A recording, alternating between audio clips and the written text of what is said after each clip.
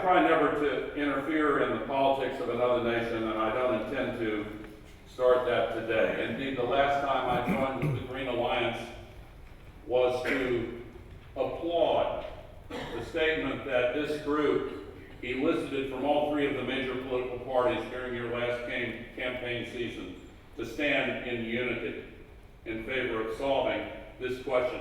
But as a friend of the United Kingdom, I must tell you in all candor, I am puzzled. Because since that statement was made, and since the election was held, this country's commitment to zero-carbon homes has been canceled. This country's commitment to zero-carbon buildings has been canceled. The Green Deal has been canceled.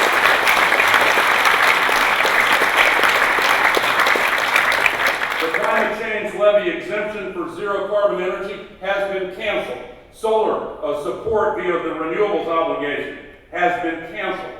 Onshore wind support via the renewable obligation has been canceled.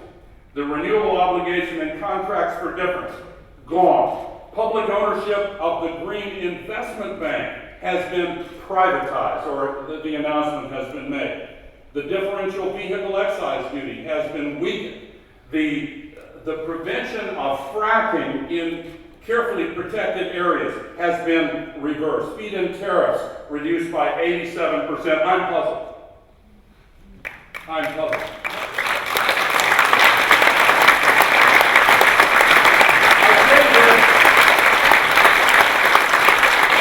I say this without any partisanship whatsoever. Truly, believe me.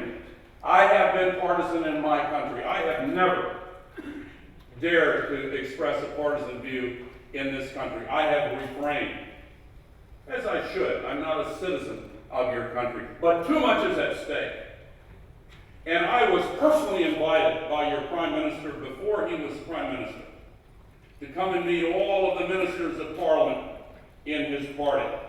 And I heard pledges and commitments that really inspired me.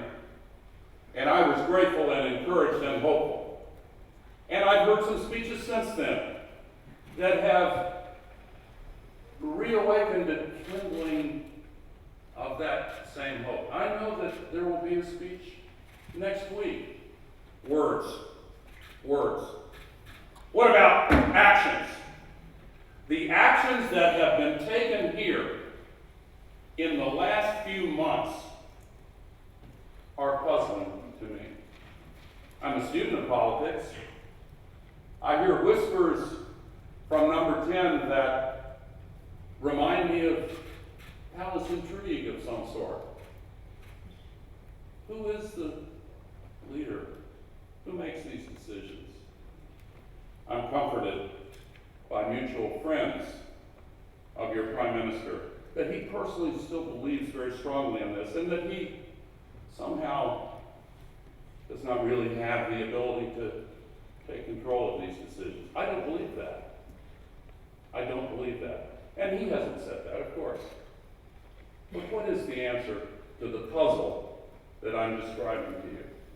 There is a way to answer it.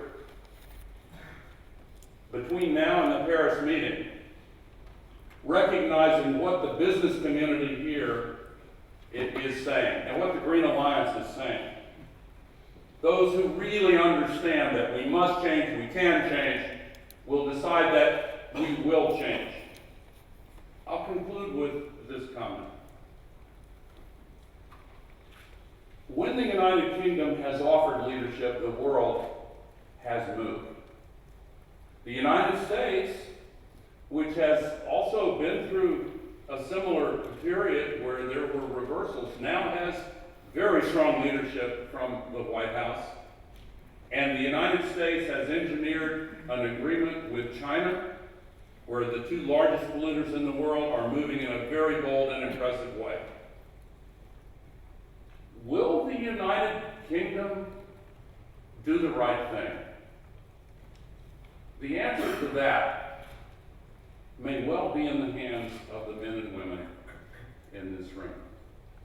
But when that question comes from the next generation, we want to be able to say that we did do the right thing. we can change. And if we decide that we have the political will, we will change. And always remember that political will is itself a renewable resource.